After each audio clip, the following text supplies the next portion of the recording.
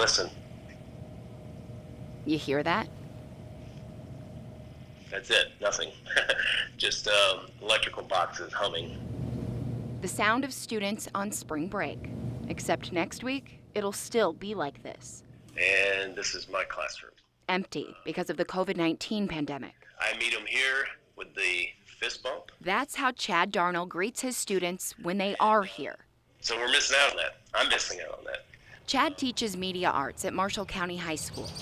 You may recognize his camera skills. The stairs here. He used to be the assistant chief photojournalist at Local 6. Are you ever gonna come back, Chad?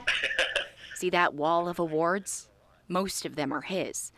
Now he's taking what he knows and teaching it to these guys. So everything's pushed in here right now. This is where they shoot their daily newscast, the Morning Marshall. Of course, we have a green screen. We had to have a green screen. It's Chad's first year as a teacher, and just when he thought he was getting the hang of things, the virus hit, and everything changed. I kind of was in a groove, I guess you could say, for a while. I'm not going to say I had figured this thing out, but I did feel more comfortable. But now that it has all changed, I have a lot more questions. This guy's got answers. For that first week, about every hour, I would get a FaceTime call from Chad. That's Brad Darnold, Chad's younger brother.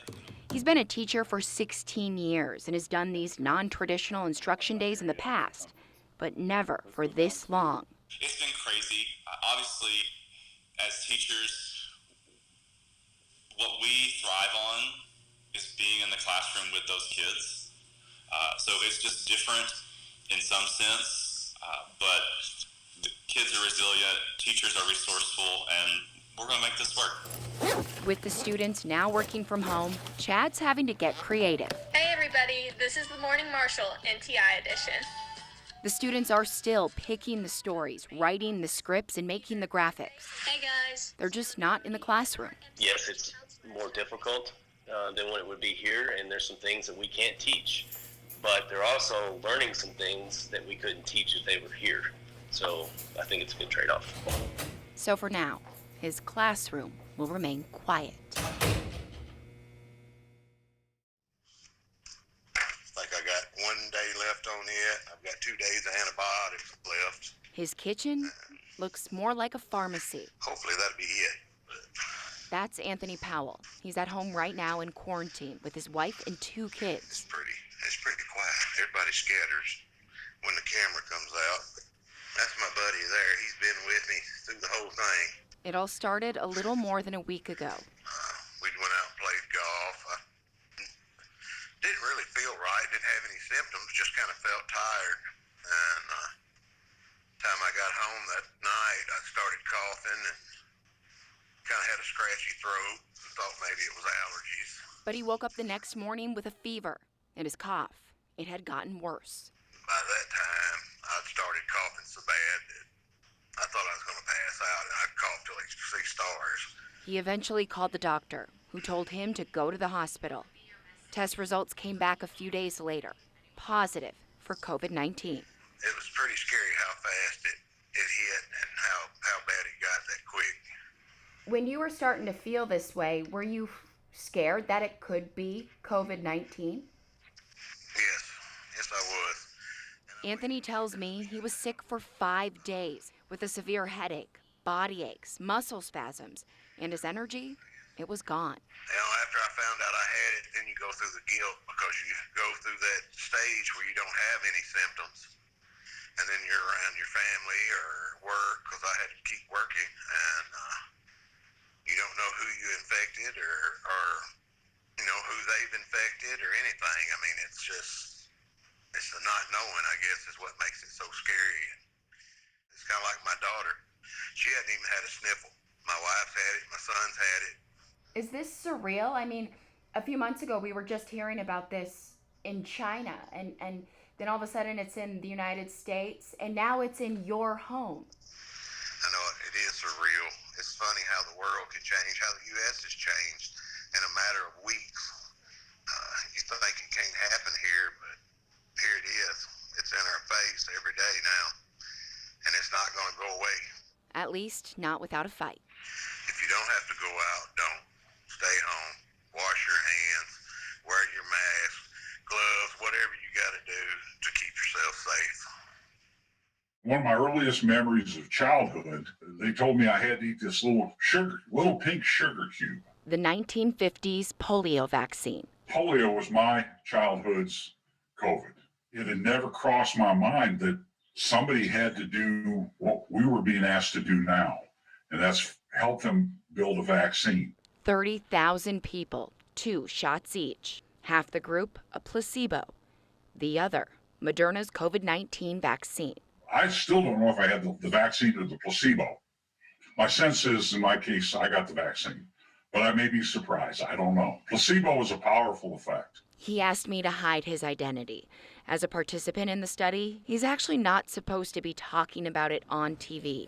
But it's an important story, and he wanted to share it. I think people need to know what all went into this. This was an unbelievable scientific achievement in a relatively short period of time. That's because a lot of people came together and worked really hard, and a few people stepped up and said, try it on me. He joined the study over the summer, this one at Vanderbilt University Medical Center in Nashville. There's not that much to it. I go up there, they put a swab up my nose, they take my temperature, they ask me questions. I got 2 injections. The first in September, then again in October. It's simple, but it's making a monumental impact. There's so many ways that all of us can do something like this and make the world a little better place. And it goes back to that sugar cube in the 1950s. Someone had to be the first to test it out, so others could keep living. If anybody wants us to kiss, they'll go up and scratch it. They met in middle school, reconnected after divorces. She keeps me out of trouble. I keep him out of trouble. And now, Michelle Martin and Michael Matthews are getting married. So our date's May 16th, 2020. Hopefully.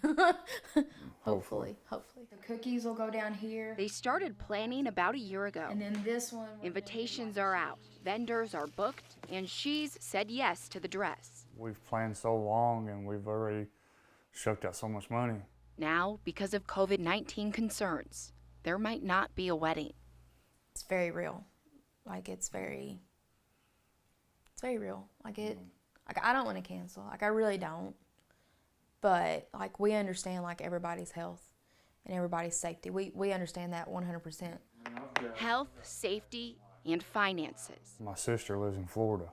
She's off work right now. They've shut her down, laid off, So is she gonna have the gas money to get from Florida to here to be at the wedding? And, not only her, but anybody else. The ripple effect is real, even threatening local businesses helping with the big day. One of our venues is a newer venue. And if that many people cancel, they could go out of business. So what says next year, if we have to reschedule for next year, they may not be in business due to this because they're getting hit. The whole situation is overwhelming, and it's putting Michelle and Michael's 5-year plan in jeopardy. We wanted to start a family, our son or my son, we really wanted him to have a brother or sister from us. Me being 31, it's kind of time clock, I may not be able to have kids if we have to wait a year to 2 years. And he's a perfect stepfather to my son. He's absolutely amazing. But he deserves, as a man, to get that feeling. The future is uncertain, but for better for worse, richer for poorer, in sickness and in health, they're getting through this together. If we gotta cancel, does it stink? Yeah, but at the same time, we'll just fight tooth and nail to find the closest date possible and hit the ground running again.